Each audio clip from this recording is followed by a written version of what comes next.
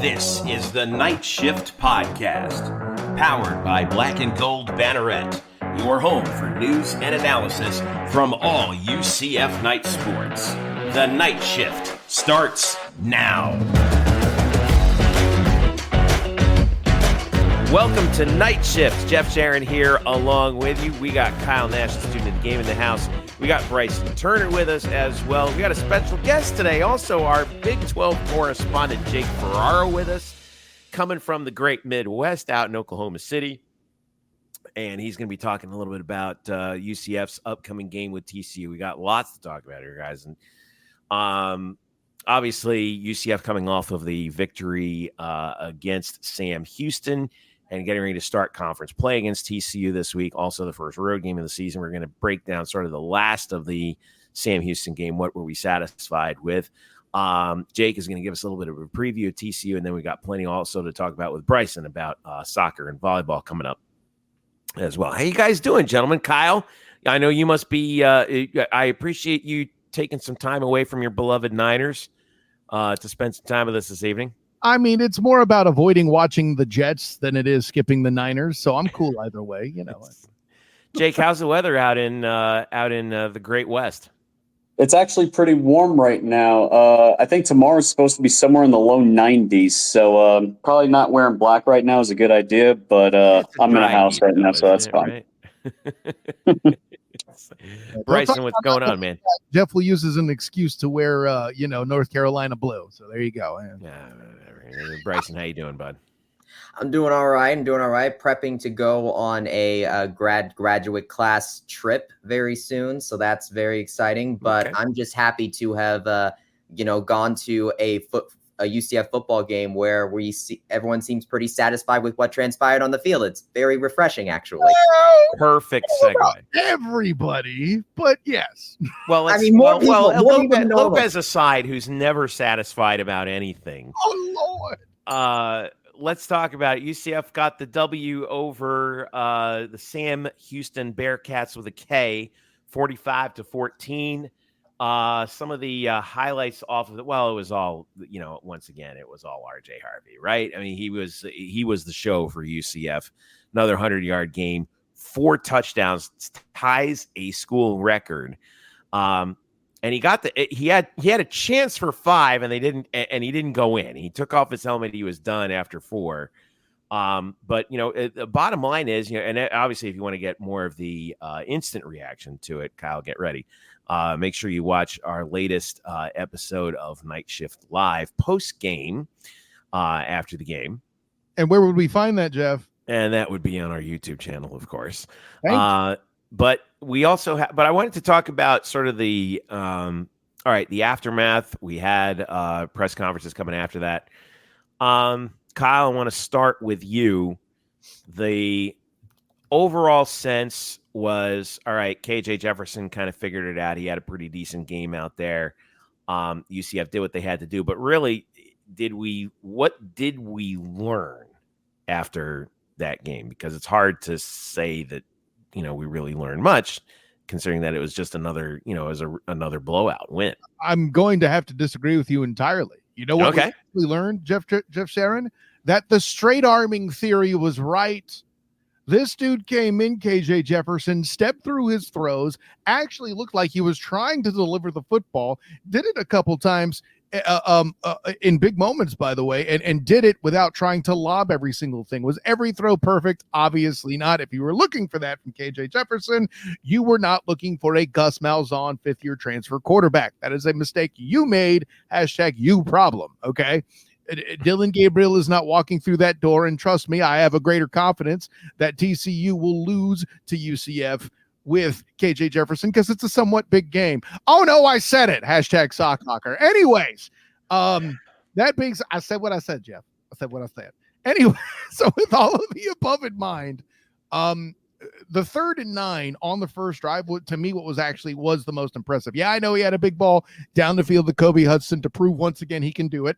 Just like I pointed out last week against New Hampshire, right? He had another 2 big balls actually to Kobe. One of them that was canceled out with a bizarre face mask. They call it a face mask. It looked like there was I remember that play. It looked like there was some hand fighting. They could have called it either way. They could have not called anything, but they decided to call a 15-yard face mask on Kobe Hudson downfield. It was an objectively bizarre call. You just don't see that much with DBs, certainly not receivers, overall being called for a face mask. That's definitely odd. But that would have clearly, at that length, 37 yards, would have put KJ Jefferson over 200 yards for the record. So anybody concerned with that part of the stat sheet, which you probably are for all the wrong reasons, you still would have been satisfied had that not happened. Also, another pretty big gain canceled out by a penalty on that very same first drive I mentioned. But the first drive that excites me, 3rd and 9, getting that conversion with that throw after back-to-back offensive line penalties, I think it was 3 plays before, and keeping that drive going so R.J. Harvey can do what Bryson and I have started to call R.J. Harvey things, was for me the biggest thing I wanted to see. He did it on the money down, and he did good doing it. And I asked him after the game if converting on 3rd down is really what's going to be what it is he gets judged on. And he said it himself, 3rd down is a big down. He said in college football, but I think it's safe to say in any form of football, he acknowledges the gravity of 3rd down conversion. And when the team needs him for 3rd and long, he knows that it's his role to convert that. All right. Well, here's the takeaway that I came away from. So UCF right now has the number 1 rushing offense in the country through 2 games. They're averaging 419 rushing yards a game. Now, I get it, the schedule, whatever. I do think though, and this is where I hope Eric would agree with me if he were here. I think UCF has firmly established their identity in the first 2 games. Oh yeah, we are going to run the ball. To run first team. We're gonna ram this ball down your throat. That smells on all. Yeah, and the thing that I was actually most impressed by, and I mentioned this as I was in the chat on KnightShift Live after the game, was watching the first quarter in particular, those first 2 touchdown drives, 12 plays, 80 yards, 10 plays, 76 yards. That O-line was folding people right off the bat. And I get it, it's Sam Houston, okay? But they did the job. R.J. Harvey had massive holes and edges to go run through. I mean, it was a really impressive performance by that up front. And in the process, that's what we're looking at. The number, usually we see like Navy or Army as the number 1 rushing offense in the country, even at this early stage, but there they are. Jake, this is you're the Big 12 veteran here. This is not we're used to air raid being all over the place, but this is a different formula of football out here. And as we flip forward to looking at the TCU game out in Fort Worth, is this the kind of team that can challenge now for a Big 12 title? For UCF, I mean, for the first 2 games, it's what you expect. The cupcake games, you beat them up the way they did, and it was very good. But now you start proving the test. And, this is where you start to see how good that they could be. What I like about this matchup is for UCF is after this week, they go into the bye week, and they got a whole week to prepare for another Big 12 team, and this is the perfect time to do it. This is a game that could kind of turn around their season. If they can go in and get a big road win against a Big 12 school, I don't know how many – is UCF and TCU the only Big 12 game this week? Because I know Oklahoma State is not home. I don't know how many other Big 12 schools are home this week, but this is one game. Usually the Big 12 conference play is the 4th game of the season. Right. But UCF and TCU are going to start this Saturday. I'm going to take a look. Let's put a pin on that for a second. I have it right here. What is it, Bryson? So we actually have Arizona at Kansas State on That's Friday. Right. They do play. That's right. Mm-hmm. Yeah. So being on a Friday is certainly the oddball thing there. Yeah, Friday. So let me ask you about let's talk about TCU for a second here. Jim, all right, because they're also 2-0 on the season, but they actually have a win over Stanford that they started the season with back on Friday, August 30th, the game that they were down out in Palo Alto, and they came back and won the game 34-27.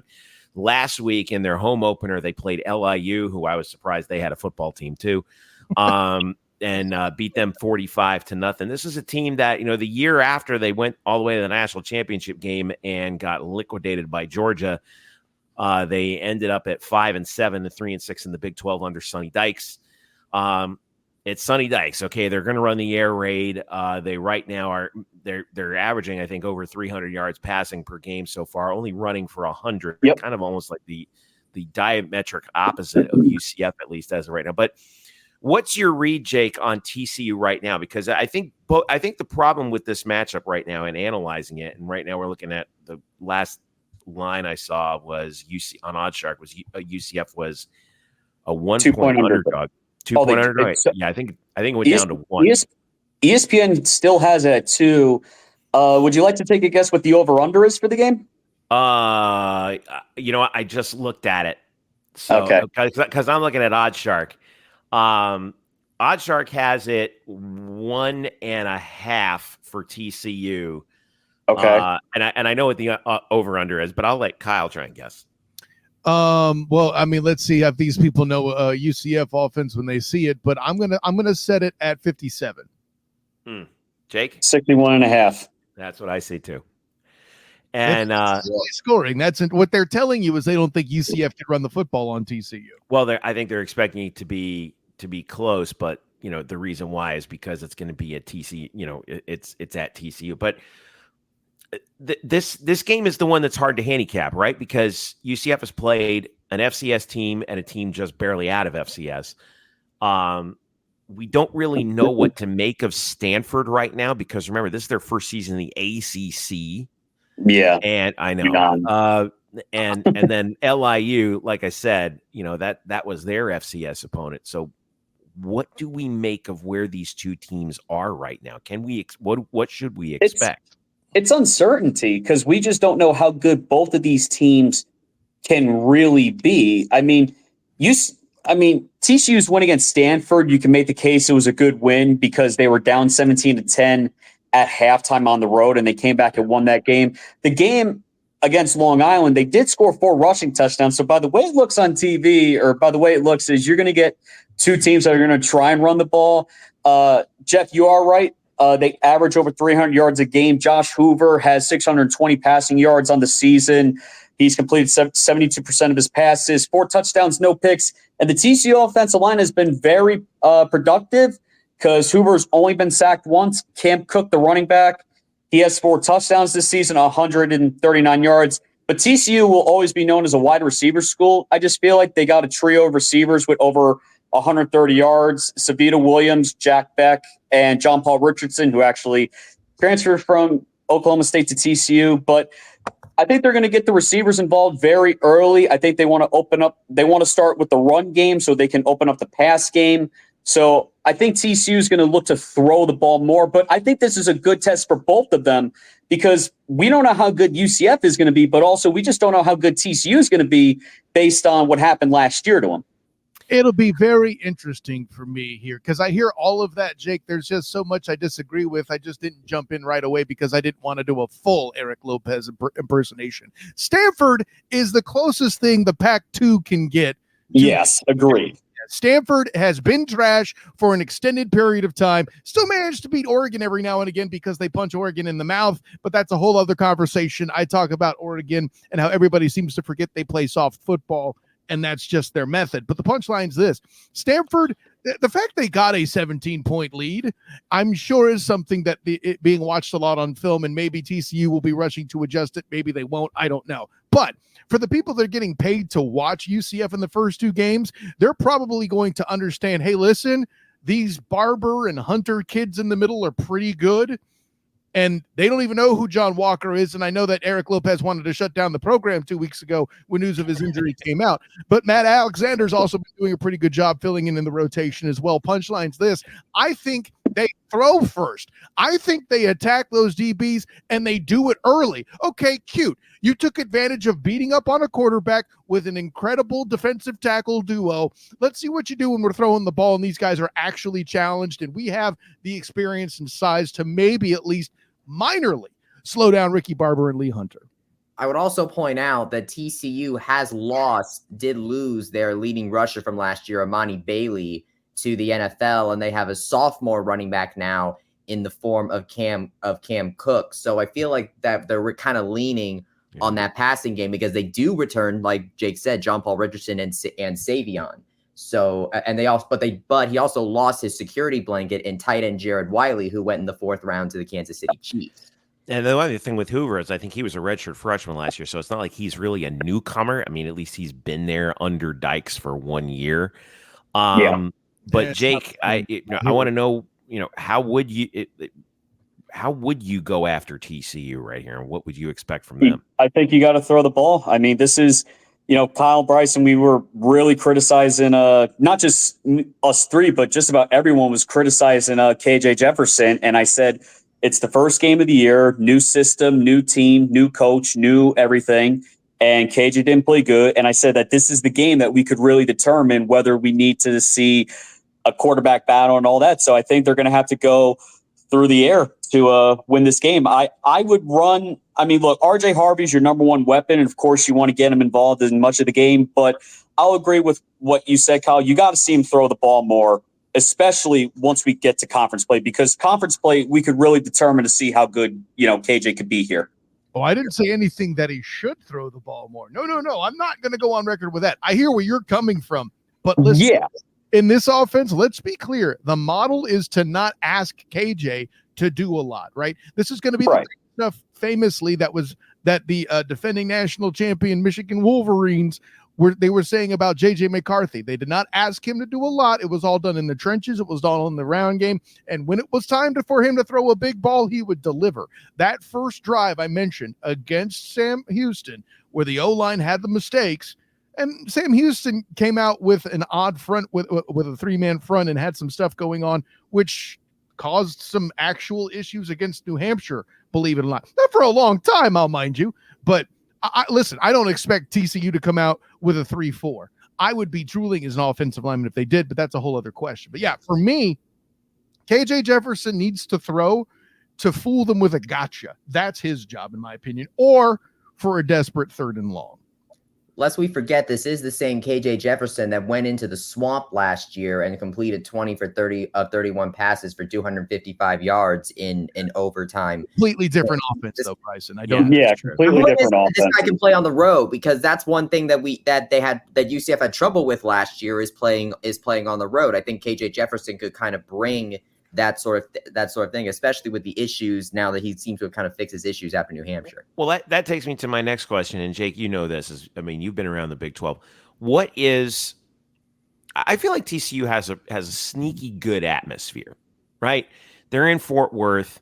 The stadium seats about 45,000. It's remarkably similar to what we have here at the Bounce House.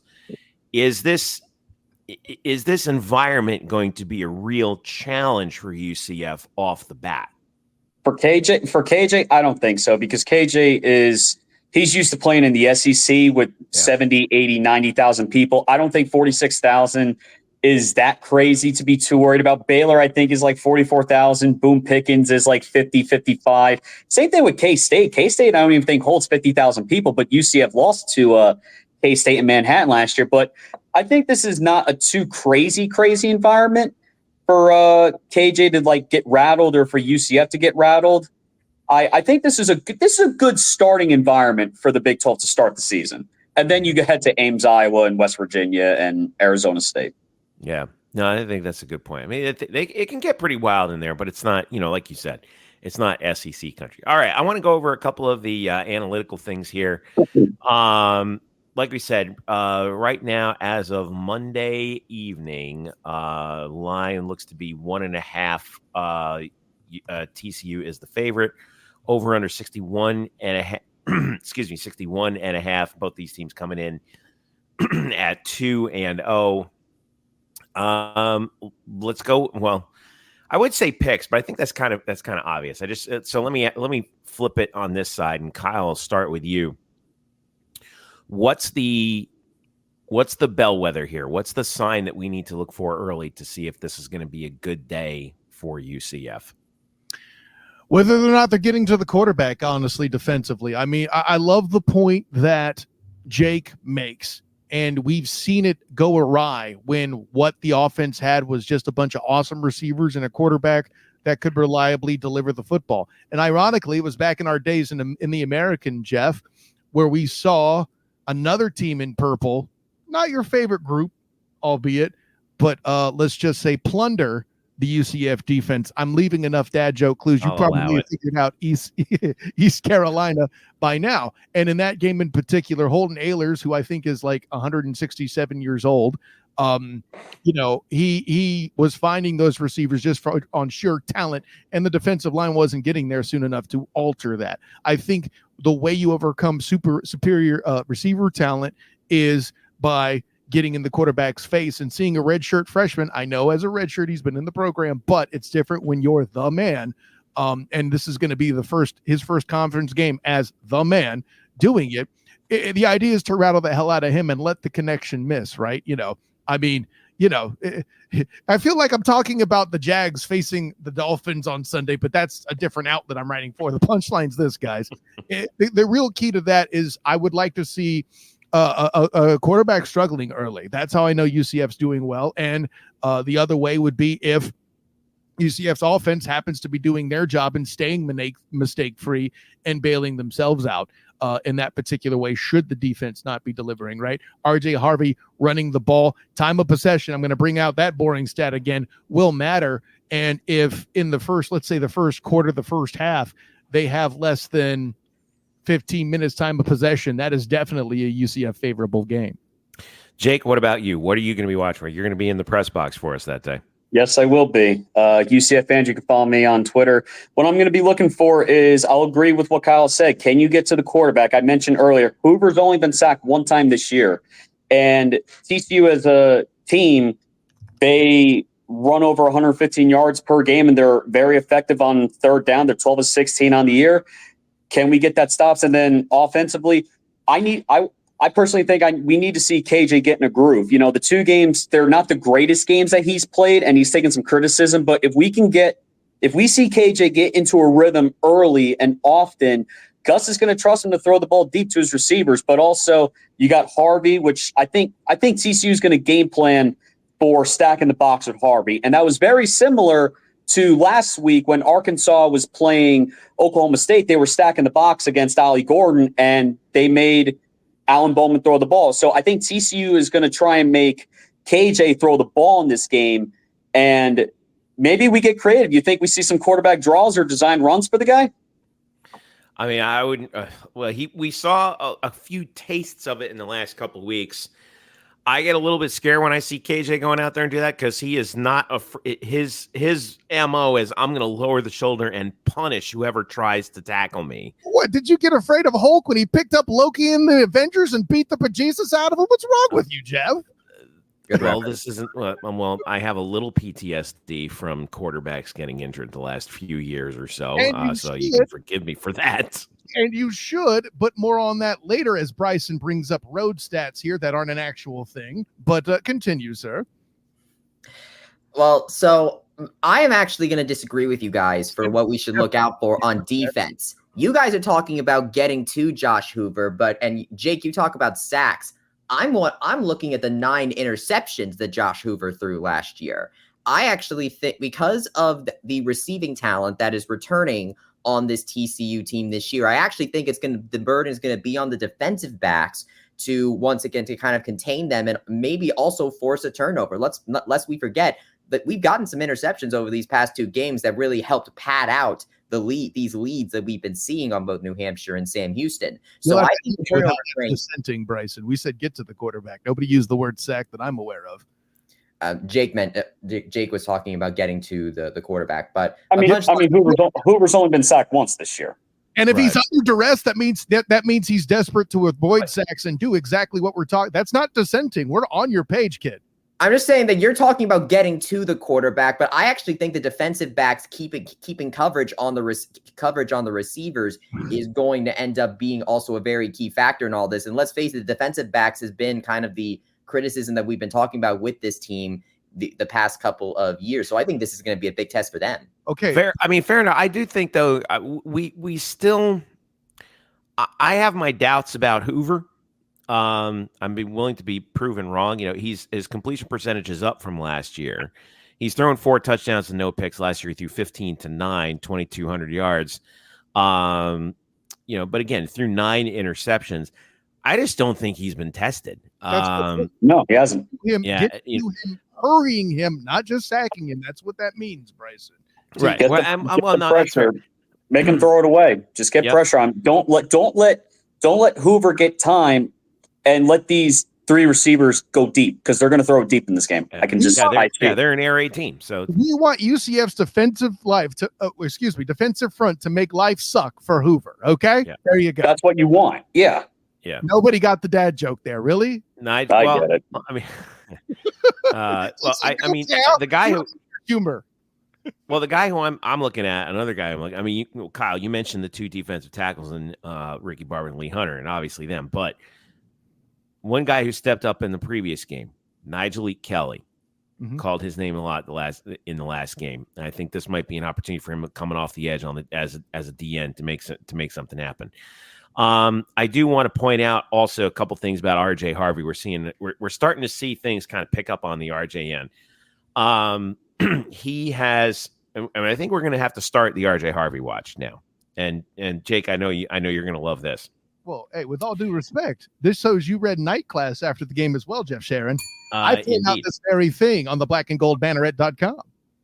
Well, I was pulling up some of the numbers from RJ so far this season. So in the previous game, he jumped a whole bunch of spots in the UCF all-time rushing annals.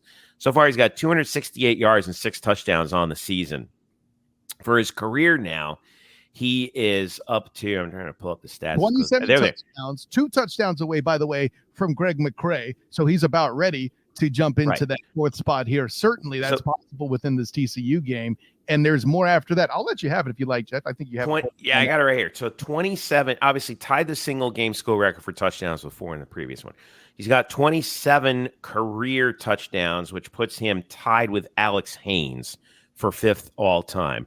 Greg McCrae has 29 and 4th. Next up is Latavius Murray after that with 37. This is the one that I think is really impressive, though. 2,483 rushing yards for his UCF career. In the previous game, he leapfrogged 3 guys. Oh, wow. Latavius Murray, Bryn Harvey, and Adrian Killens.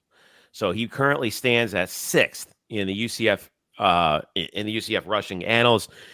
Next up is Marquette Smith at 2,569, which, by the way, Marquette got in a grand total of 2 seasons. Greg McCrae right after that, 2,620. Next up is Willie English at over 3,100 actually. So RJ has his sights in this game, I think firmly set on obviously breaking into the top 5. He could possibly challenge for the top 4 if he has a really good day out, and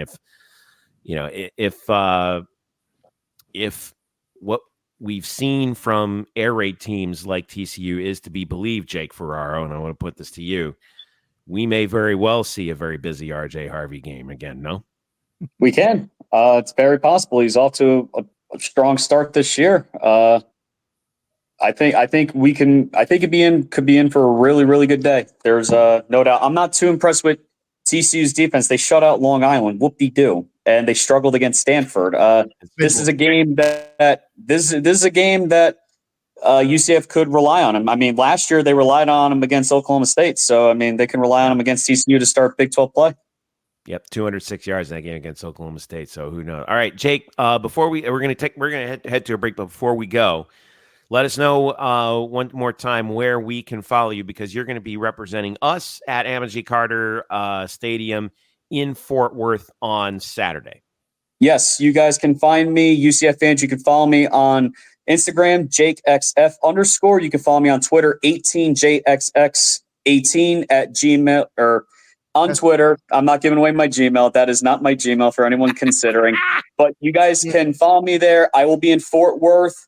If any UCF fan is going, I highly recommend you go to downtown Dallas and get Terry Black's Barbecue if you want some good food before the game. That is the spot to do it. Or In-N-Out. Don't get me on that Whataburger. It is absolute garbage. In-N-Out is by far better. But I will be there. Now that's the hottest take of the whole show right there. Oh, God. Whataburger. Don't even get me started. In-N-Out is so much better. Don't even get me started. Don't even get me started. my boy knows this from experience here. All right, kickoff is set for 7:30 p.m. Eastern, and it will be nationally televised on that game's Fox. on ABC. That game's on Fox? Fox, wow. Yes. Wow, okay. I thought wow, okay. Yeah. At least DirecTV subscribers will be able to watch it. That is true. It's also true. Hopefully, if everything goes according to plan, we'll also have Jake on the Night Shift live after the game, Black and Gold Banner YouTube channel. And I don't know exactly what style you're going to write your article in there, Jake Ferraro. You're not the student of the game. Maybe you won't be giving grades, but you'll definitely Jake can write this thing however he wants. It is your canvas, my man. That is true. I mean, I just remember based on what I did for basketball for Banneret, have the recap, the score, and all that, and then 3 takeaways. Maybe I do that. We'll have to see how it goes. I think this game has potential to be a shootout offensively with both teams running the ball, or TCU going in the air and UCF going to the ground with Harvey. But if you were to ask me right now, I think UCF is going to prevail in this one. I'm going 34-23. Look at all that. By the way, before Jeff cut in, the important point is you could certainly find that after the game on the blackandgoldbanneret.com. Right, Why are you standing in the way? Ding, Jeff. Come on. Jake Ferraro, thanks for joining us, man. Hey, travel safe down to Fort Worth. Keep us posted on your status, and we'll see you both on our socials and on Night Shift after the game. Hopefully, it'll be a good one for you to enjoy down there in Fort Worth. All right. Absolutely. Good night, guys. All right. Thanks for coming in, Jake. We're going to take a quick break. When we get back, we got a couple more things we wanted to talk about. Just kind of taking a look at what's going on with soccer and volleyball as we move through this this early part of the season. And by the way, what's one of the things that was interesting about the college football schedule right now? I just want to point this out before we go. Ball State played their first game of the year on Saturday. The night before, SMU played their third game of the year. So SMU was a quarter of the way through the season before Ball State even took the field. What a weird season we have right now. I mean, some people think they can do without bye weeks, I guess. Hashtag their problem. Well, that's why we got 2 bye weeks this week. Bingo. Or this year. So, all right, stick around. I'll be right back. This is Night Shift. For all the latest news and analysis from every UCF sport, visit blackandgoldbanneret.com, your home for the UCF Knights on SB Nation. We bring you all the latest news and in-depth analysis from across Knight Nation, from football and hoops to golf and tennis. If you want to stay on top of all things UCF, visit blackandgoldbanneret.com, powered by SB Nation. We're back on Night Shift. Jeff, Kyle, and Bryson with you. And that gives this gives us our chance to go around the world of UCF sports here. Bryson, I want to start by talking about volleyball. They have swept their last 3 matches. They're 4-0. Okay, I know it was at Stetson and against UNC Wilmington at Stetson, but they did what they were supposed to do. And they take on FAU. It's a big road trip this weekend. They're going up to Tallahassee. They're playing FAU on Saturday. They're playing Florida State on Sunday. This is a more significant test, obviously, on the road, especially playing a team like FSU. But if you're going to head into a weekend like that, can't beat being 4-0, at least at this point, especially coming off of a pair of sweeps. So what were the highlights from the Stetson and UNCW matches? So the biggest highlights from me, from what I saw, because I was actually there in the Edmonds Center for the Stetson match, and the biggest thing I saw, now that I could finally see this team in front of my eyes, that Alexia Cool was killing with absolute authority. I mean, she is a major get for this team. I would say she ended up going 9 for 12 for kills, and basically helped will them to the very end when Stetson was keeping it really close in the third set, to the point where UCF actually needed extra points to win that third set, 27-25. Ava Armour was also the main killer. She actually got 60 total attacks to Heidi Bondi's 33, so they were really relying on her this time around. Jenny Maurer even said as much when I talked to her after the game, which you can watch on the Black and Gold Banneret YouTube channel. Come on, Kyle. I set you up. No, there we go. I was waiting for you to talk about American sports. My bad. Come on. Oh my God, Kyle. I'm taking you and the family to a volleyball match, and there's nothing you can do to stop me now. All right? Really?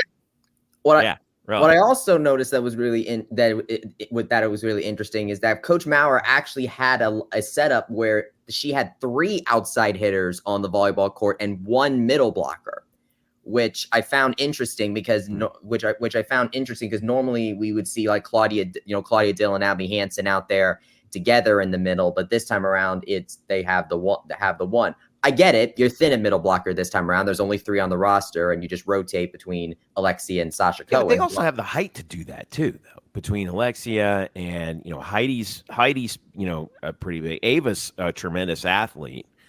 You have the over 6'4" height that I think you can pull that off, and I think what indicates that, and just looking at the early season stats right now, UCF is 23rd in the country in hit percentage. Offensive hit percentage at 280. And they're holding opponents, this is even more impressive, to 117. That's 10th best in the country.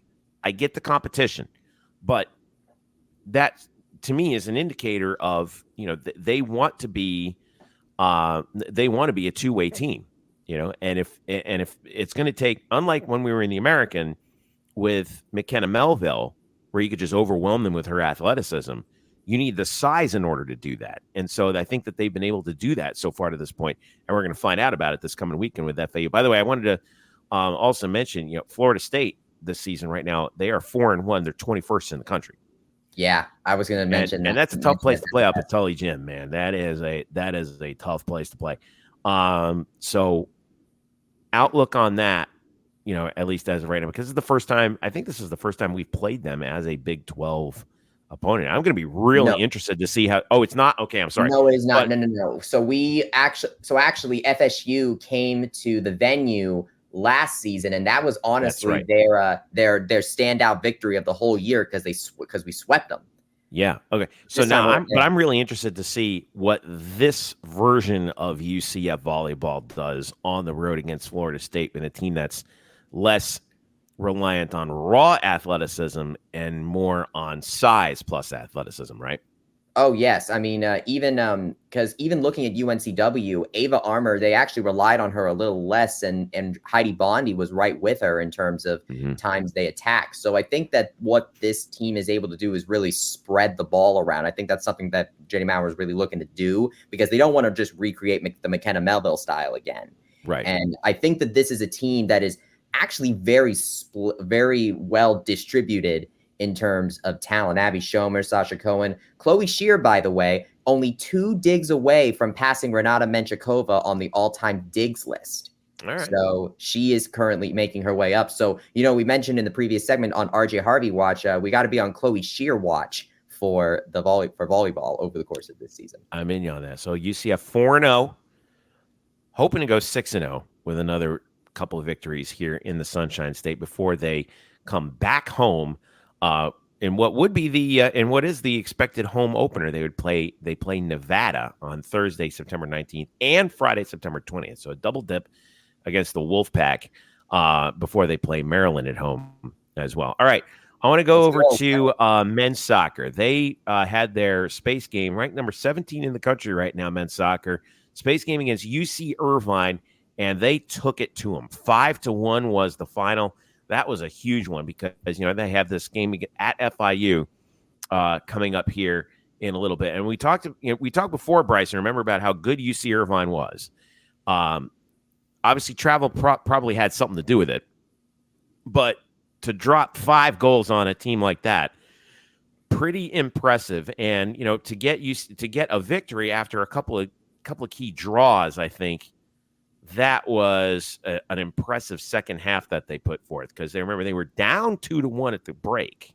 No, it was draw. It was 1-1. Oh, really? Because I'm looking at the stats here. It says it's for some reason it says there's a second goal. Yeah, you're right. It was 1-1. And then they dropped 4 goals in the second half to put them away. Oh yes, I mean, first of all, Alex Shields, the goalkeeper for UC-Irvine, I think he's actually a really good player. That's probably the reason why UC-Irvine's as good as he did. 8 saves on the night. UCF was just able to get these goals because they just kept shooting at him the entire game. When you look, 13 shots on goal for UCF, 3 for UC-Irvine, to give you an idea of how much UCF was on target for this game. But that being said, Coach Calabrese said after the game, which you can find, by the way, the post-game presser with him on the Black and Gold Band Red YouTube channel. Thank you. That they kind of came out a bit casual in the first. Like, casual was the word that he used. And the fact that they gave up an own goal, I think, is a little bit emblematic of that. To the fact that they got out, because they got out ahead like in the first 5 minutes, and then you give it up on an own goal. Like, really?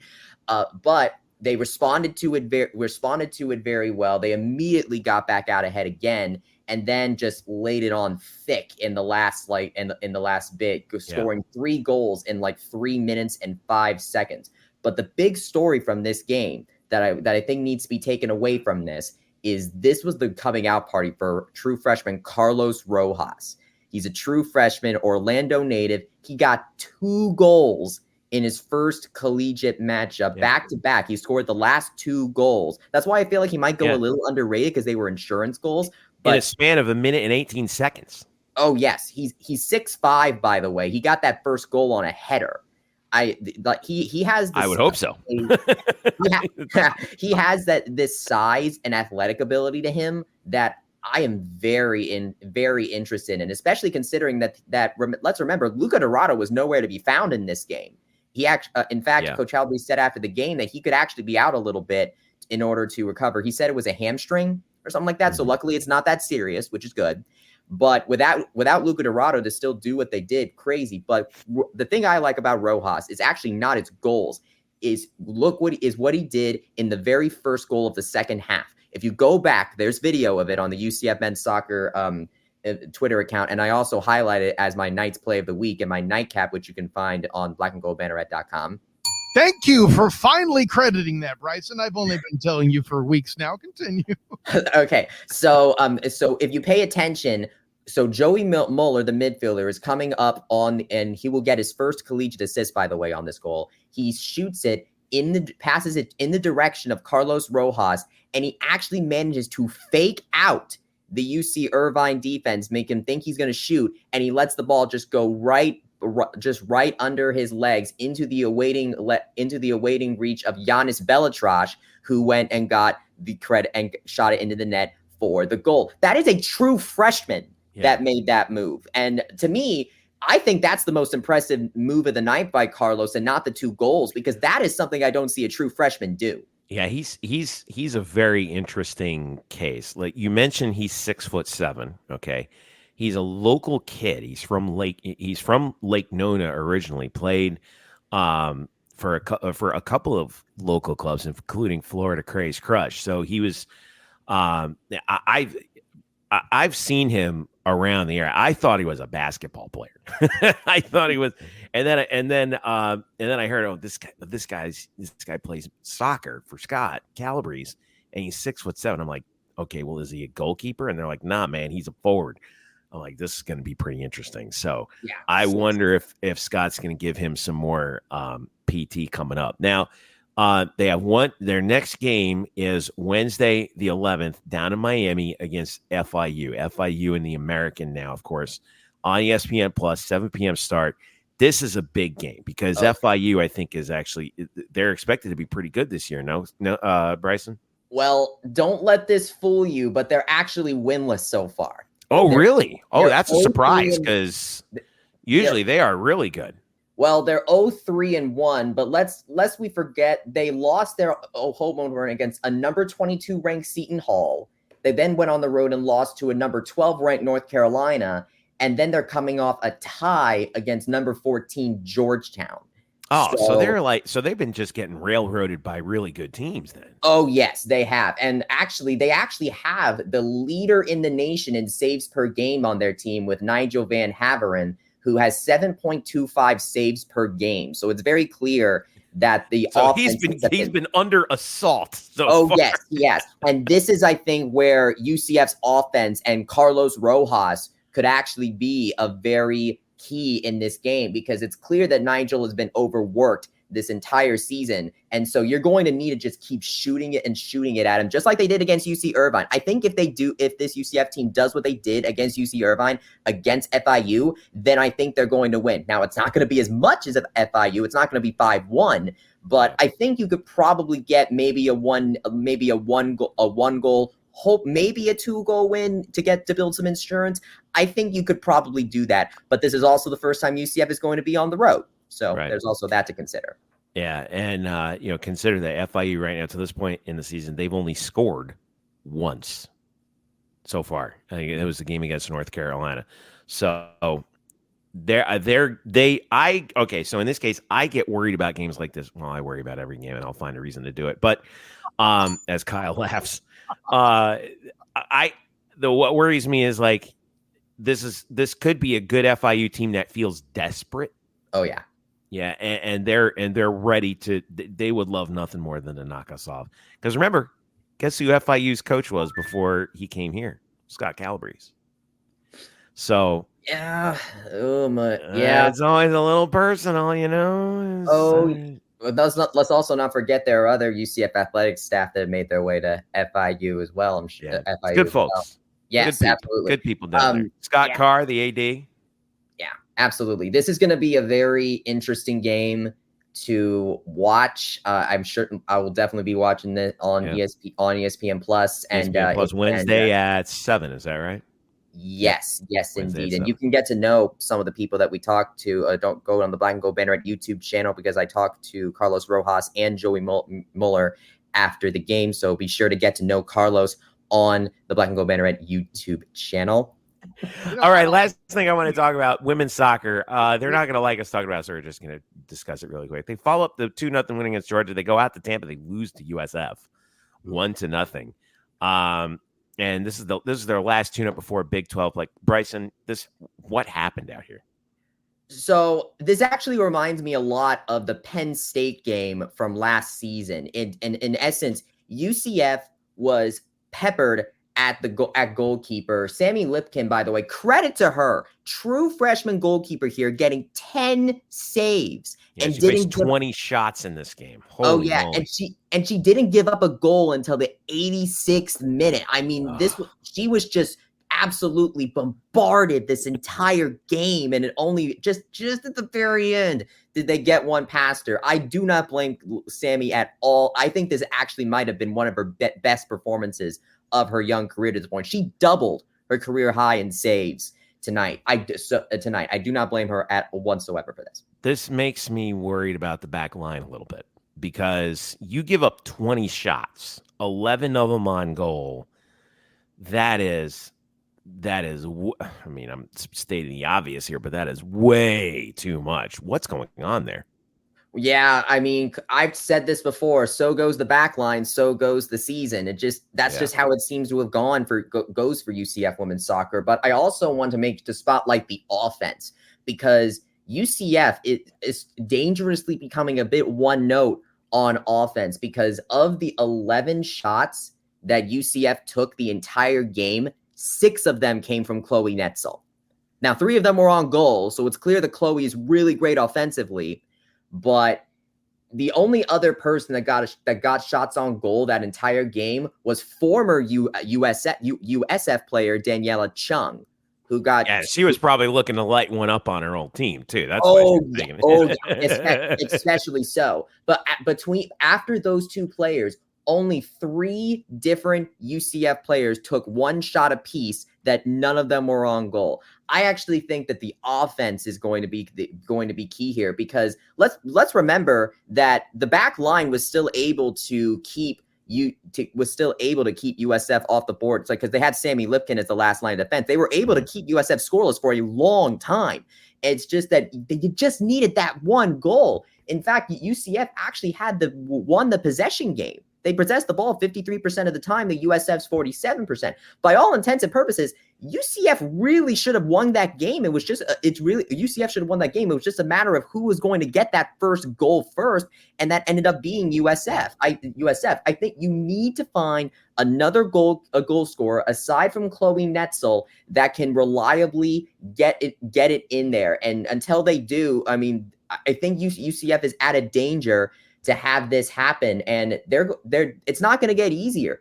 Up next, they're going up against Houston, and their goalkeeper, she actually leads the Big 12 in saves per game. Sammy Lipkin is second. Houston got off to a slow start this year. They lost their first two, then they tied Stephen F. Austin. They lost 1-0 at Texas.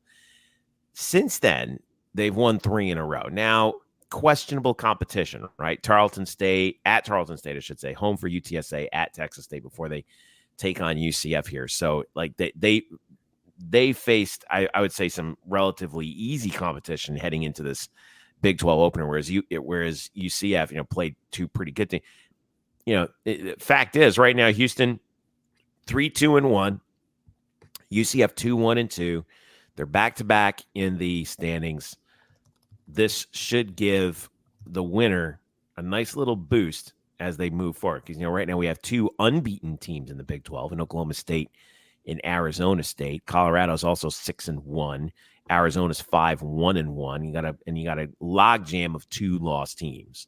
So it's going to be this is going to be a key moment to try and get at least a result out of here, right, Bryson? So not only do you have to turn the page after losing a rivalry game at that, you now have to start conference play against a Houston team that is going to be pretty well rested. It's been 11 days. It will have been 11 days since their last match, which was a 3-2 win over Texas State. So Houston will have had a lot of time to go over the film in non-conference play and maybe try to address some of the issues that they might have had against the quote, the competition that they went against.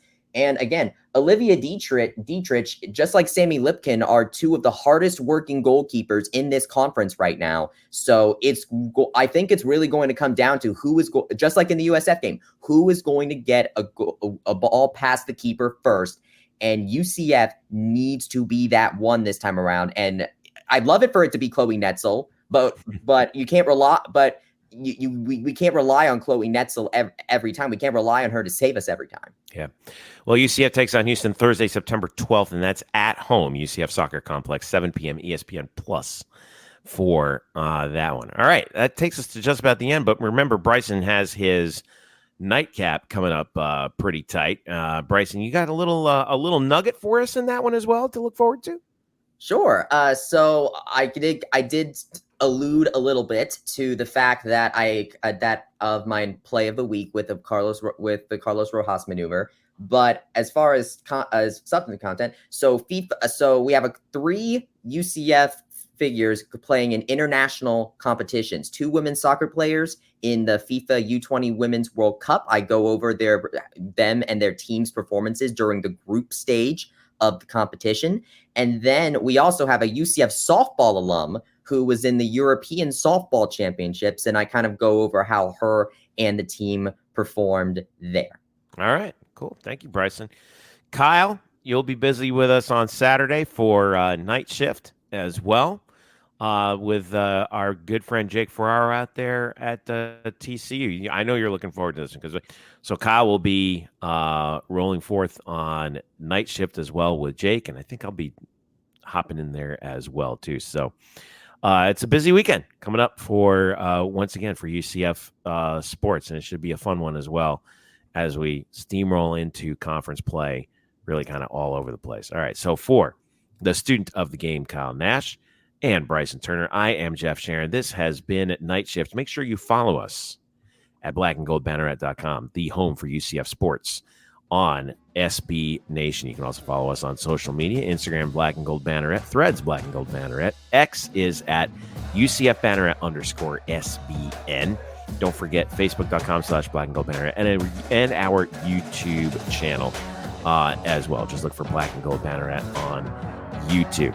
last but not least, make sure that you have it locked in for us for Night Shift after UCF against TCU. Game is on Fox on Saturday night. Should be a fun one. Hopefully it's a good result for everyone. So for all of us here at Black and Gold Panorama and the Night Shift podcast, I'm Jeff Sharon saying thank you so much for listening. Enjoy the weekend. We will see you on Saturday evening for Night Shift. Until then, go Knights. Charge on.